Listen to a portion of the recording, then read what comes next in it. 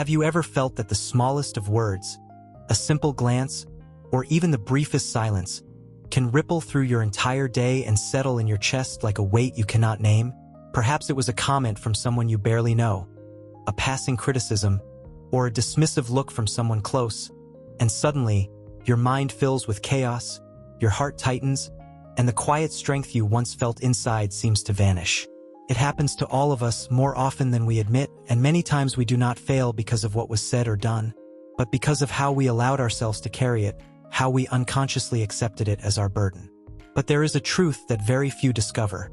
The moment does not belong to the one who causes it. It belongs to the one who masters it, the one who chooses whether to let it touch them or let it pass like a cloud across a vast sky. Today, I want to tell you the story of a young girl named Alara, who lived in a quiet town nestled between endless fields of golden wheat and silver streams that sang through the valleys like old forgotten lullabies. Alara was small in stature, yet her heart was wide, eager, and often too open, like a flower reaching for sunlight that it could not always find. She noticed everything, remembered every slight, every cold word, every glance that carried judgment. And so, she too began to gather invisible stones, each one representing the moments that pierced her spirit, the unkindnesses that she carried silently, imagining that they defined her, imagining that she must hold them to survive. Each day, she would leave her home carrying these stones, heavier than her own body, and walk the narrow paths between fields, past old wooden fences and wildflowers that seemed to bow under the gentle wind. Yet her eyes could not see them. She only felt the weight pressing down, the pressure of countless small offenses and quiet humiliations, and she thought, without question, that this burden was hers alone, that to release it would be to dishonor the pain she had endured. Her friends said she was fragile, that she seemed distant, and sometimes they asked why she carried herself with such tension, such hesitancy in her movements, as if every step might break her. But Alara never answered, for she did not yet understand that her reaction, her choice to clutch the stones, was what made the journey unbearable, not the stones themselves. One late afternoon, when the sun was beginning to dip behind the hills and the sky was painted with streaks of orange and violet, Alara walked farther than usual, reaching the edge of a forest she had never entered. The trees towered high, their leaves whispering softly to one another in the wind, and a small path wound through the shadows, inviting yet intimidating, quiet yet full of promise. And there, in the middle of the path, she saw an old woman seated upon a fallen log, surrounded by sunlight that filtered through the branches, making her hair glow like strands of silver silk, her eyes calm, deep, and full of a knowing that seemed to look right through the stones Alara carried on her shoulders. The old woman smiled gently, and without speaking, beckoned her closer. Alara hesitated, the weight on her back pressing harder. Yet something in the warmth of the old woman's gaze drew her forward, step by careful step, until she stood before her. "You carry a heavy load, child," the woman said softly, her voice neither questioning nor condemning, merely stating a fact as obvious as the earth beneath their feet. Alara looked down, embarrassed, and whispered, I do not know any other way. Every hurt I have felt, every word or action that pierced me, I hold on to it. It is mine, even though I wish it were not." The old woman nodded slowly, as though she understood far more than the young girl could say. "And so you walk, carrying stones that were never yours to begin with, believing that they define your path. Yet all the while, they keep you from seeing the sun, the wind, the life that flows around you." She bent down then, picking up 2 small pebbles from the path. One was smooth and round, the other jagged and sharp. "Look at these," she said, placing the first one gently on the ground and holding the second out to Alara. "The world will throw many stones at you. Harsh words, cruel glances, moments that wound your heart. One stone lies here, on the earth. It is not yours. The one who hurled it has moved on. They carry nothing, they feel nothing. The stone you hold is your own because you chose to pick it up, you chose to carry it, and so the weight of your journey is of your own making." Alara stared at the jagged pebble in her hand, a warmth stirring in her chest as if sunlight had found a crack in a long frozen lake. The old woman continued, Every reaction is a choice. Every burden that is not yours is a gift you need not accept. Learn to leave the stones where they fall, and you will discover a quiet freedom that even the fiercest storms cannot touch. A wind passed through the trees, soft but insistent, rustling the leaves and brushing against Alara's face, as if the forest itself whispered encouragement. Her shoulders, so long bent, rose a fraction as she considered the truth in the old woman's words. And then, slowly, tremblingly, she placed the jagged pebble on the path beside the smooth one. It made a faint sound as it touched the dirt, yet to Alara it sounded like a song she had never heard but always known. She looked around at the forest, at the golden light spilling between the branches, and saw it anew, the colors she had missed for so long, the delicate dance of dust in a sunbeam, the glimmer of life in the smallest details. The old woman smiled, and without a word, rose, leaving Alara to continue along the path, each step lighter than the last, as if the stones she had carried had never existed except as lessons she was finally willing to learn. And from that day forward, Alara practiced leaving stones behind, not in grand gestures but in small, silent acts. When someone's words cut her, she breathed, felt the sting, and chose not to clutch it. When a glance tried to pierce her heart, she allowed it to pass, like a leaf floating down a stream. When the world's harshness pressed close, she reminded herself that not all weight is hers to bear, that freedom comes not from changing others but from mastering herself. Days passed, and Alara found herself walking the winding paths of the village and the surrounding fields with a quiet awareness she had never known. She noticed the sunlight falling across the wheat, each stalk trembling with the slightest breeze, and she felt no burden in her chest, only the soft rhythm of her own heartbeat, steady and calm, as if for the first time she truly belonged to herself. Whenever a villager spoke sharply, she paused, inhaled the air deeply, and let the words fall to the ground like forgotten pebbles, noticing how her steps became lighter, how her mind grew clearer, and how her heart, once heavy with uncountable stones, now expanded with a gentle warmth that seemed to radiate outward, touching everything around her. Even the children she passed on the dusty village lanes seemed brighter, their laughter no longer piercing her spirit but mingling with it, a melody of life she had forgotten to hear before. She began to understand that the world was not a place meant to harm her, but a mirror reflecting the choice she made in every moment, and with each choice to release the stones, to leave behind the weight that was never hers.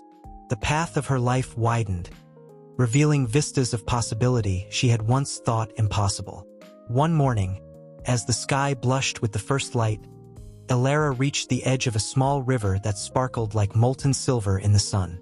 She knelt beside it, letting the cool water run over her fingers, and reflected on the days she had spent carrying stones, on the quiet suffering she had accepted as inevitable.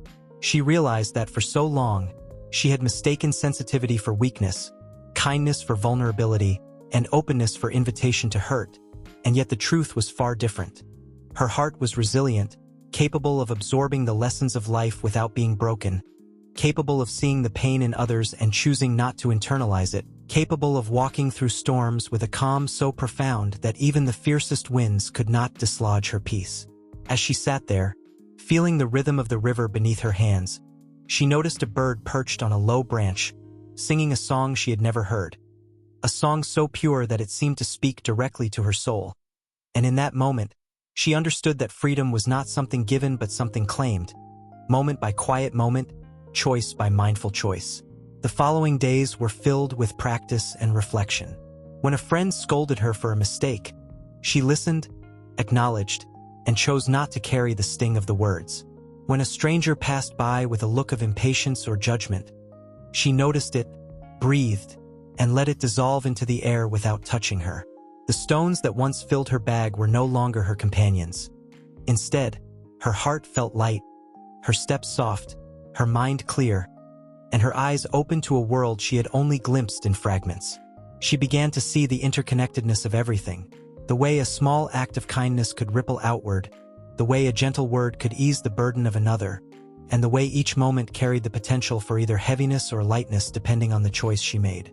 Alara realized that she could not control the stones others threw, nor should she try, for each person carries their own invisible burdens, but she could control what she chose to gather, what she allowed to touch her spirit, and how she moved through life with a quiet grace that was hers alone.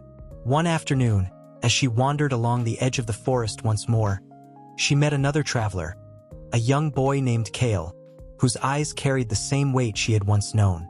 His shoulders hunched, his gaze darting, his steps cautious as if each one might shatter him entirely, and Alara recognized in him a reflection of her past self. She approached slowly, a soft smile on her lips, and spoke gently.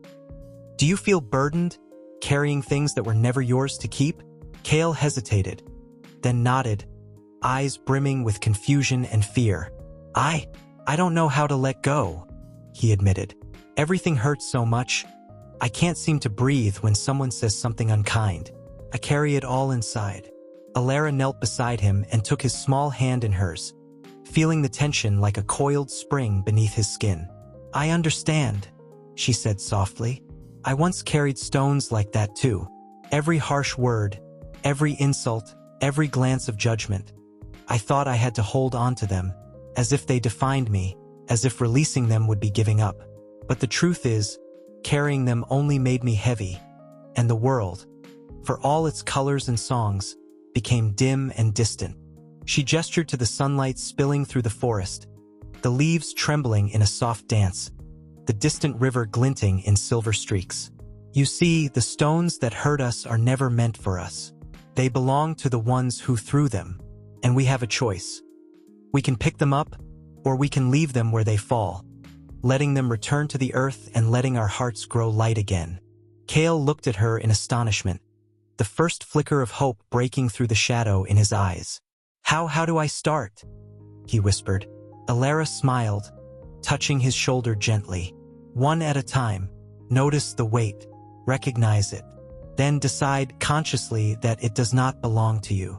Place it on the path, let it rest and take a breath. The stone is no longer yours. Feel the space it leaves behind, the lightness that fills your chest. That space is freedom, and freedom grows with each stone you release." They rose together, walking slowly along the forest path. With each step, Kale practiced leaving stones behind, first a word, then a glance, then a thought that pressed against him like a shadow. And with each release, his shoulders straightened, his eyes brightened, and a faint, unfamiliar smile began to appear on his lips. Alara continued with him, teaching not only through words but through presence, through example, through the calm radiance she carried within herself. She showed him how to walk among others without internalizing every harsh tone, how to hear criticism without letting it settle into the heart, how to notice injustice without clutching it as a permanent weight. She shared stories of her own missteps, of the countless stones she had once gathered, and of the gentle guidance of the old woman in the forest who had shown her that peace is not a destination but a practice, a series of conscious choices that accumulate until the heart no longer remembers the burden it once bore. And as the weeks passed, the forest seemed to open for them, sunlight pouring through gaps in the canopy, birdsong weaving through the trees, leaves brushing against their faces in playful caresses, as if nature itself acknowledged the shift within them, the unburdening of hearts that had long been bowed under invisible weight. Alara and Kale continued their journey through the winding paths of the forest, and with each day, a subtle transformation took place, a quiet but undeniable shifting of the energy within them, a realization that life's weight was never meant to crush them, but to teach them how to move with resilience and grace. And as they walked, Alara noticed the way Kale's gaze softened, how his movements became less tense, and how a lightness, previously foreign to him, began to settle in his chest, expanding with each step as if a door long sealed had slowly creaked open, allowing fresh air to fill spaces he had forgotten existed, spaces that once held only fear and self-doubt, spaces that now welcomed peace, acceptance, and the gentle understanding that while the world might always be harsh, their hearts could choose otherwise. On one particularly warm morning, the two reached a meadow bathed in sunlight, a field of wildflowers stretching endlessly, colors vibrant and intoxicating, petals trembling in the breeze like whispers of forgotten songs, and Alara paused to watch the dance of the butterflies as they moved gracefully from bloom to bloom, realizing that the world had always offered beauty, always offered moments of light, but that she had been too burdened to notice it. And now, with the stones lifted from her heart, the sun seemed brighter, the air sweeter, the entire meadow alive with possibility, as if every flower were telling her that freedom was not in running from life, but in embracing it fully, unencumbered by unnecessary weight. Kale knelt beside a patch of small purple blooms, touching them lightly with his fingers, and a small smile broke across his face. "It feels different," he said softly, almost in awe. "To walk and not feel like the world is against me."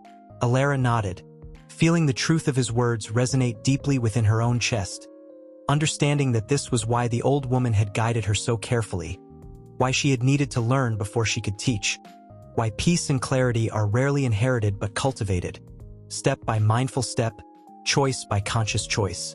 "Yes," Alara whispered. "It is different because you are choosing it. You are no longer letting the stones define you.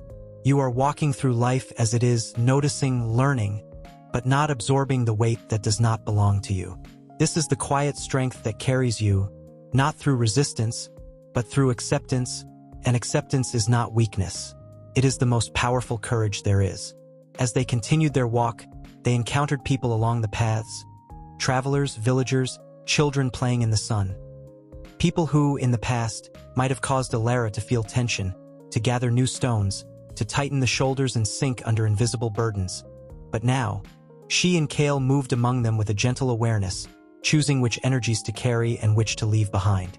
A man shouted from a distance, frustrated by a minor mishap, and instinctively, Kale's muscles tensed.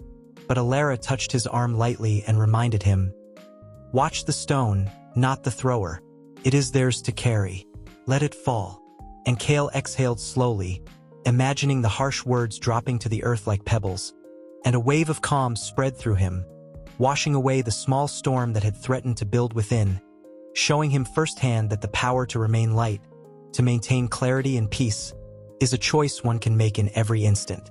They spent hours walking in silence, the forest around them alive with subtle symphonies, the rustle of leaves, the soft hum of insects, the distant murmur of a hidden stream, and Alara felt a profound gratitude for the space that had opened within her. A space that had been cramped and heavy for so long, now expanded, breathing freely with the rhythm of life itself. A rhythm that no stone could interrupt if she allowed it to flow, and she understood that the stones of the past, while painful, had served a purpose. They had shown her what not to carry, they had taught her to recognize unnecessary weight, and they had prepared her to become a guide for others, like Kale, who had yet to see the possibility of walking light. That evening, as the sun sank low and the sky turned shades of orange and violet, Alara and Kale arrived at a small clearing, where the soft grass seemed to glow in the last light of day. They sat quietly, breathing deeply, letting the sounds of the forest fill them, and for a long time neither spoke, for words were unnecessary. The silence itself carried the wisdom of release, the comfort of presence, the strength of understanding that had been forged through countless choices to leave stones behind, and as darkness began to fold around the edges of the clearing, they felt the first quiet joy of freedom, the joy of knowing that their journey, though not over, would no longer be defined by the burdens they once mistakenly accepted as their own. As days turned into weeks, Alara and Kale traveled together through forests, along rivers, across meadows, and over hills, meeting people, observing life, and practicing the art of leaving stones behind. When someone was unkind, they paused, breathed, and chose not to internalize it. When a sudden storm threatened their path, they noticed the rain, the wind, the mud. Yet their steps remained steady, their hearts calm, because they had learned that external forces do not determine the heaviness of their journey. Only the stones they pick up do. And each night, beneath the stars, they reflected quietly, imagining the small, invisible stones they had encountered during the day, and consciously placing them back on the earth, feeling the relief of release, the gentle expansion of the chest, and the growing warmth of a heart unburdened, slowly understanding that this practice was not an event but a way of life, a lifelong rhythm that would sustain them even when the world seemed most turbulent. One morning, as a cool wind brushed across a high meadow, Alara noticed Kale looking at the horizon with a mixture of awe and wonder. "I feel lighter than I ever thought possible," he said, voice trembling with the recognition of something profound.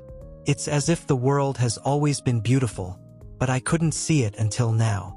Alara smiled, remembering her own journey, remembering the old woman, the forest, the stones, and the countless lessons learned in silence and observation.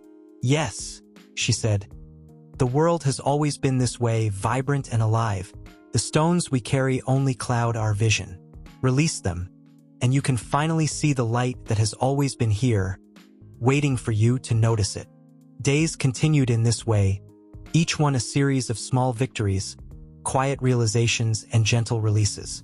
They met people weighed down by anger, grief, shame, and regret, and though they could not remove the stones for others, they shared a presence that spoke of lightness, an example that inspired those who would watch closely to consider the weight they themselves carried. And often, when someone spoke harshly or acted unkindly, Kale would glance at Alara, and together they would let the stone fall, feeling the subtle shift of power from reaction to choice, understanding that the true mastery of life comes not from controlling others but from mastering one's own response, from realizing that peace is an inside job, cultivated in silence, strengthened through repeated practice, and solidified in moments of awareness when the world tempts us to take on burdens that are not ours.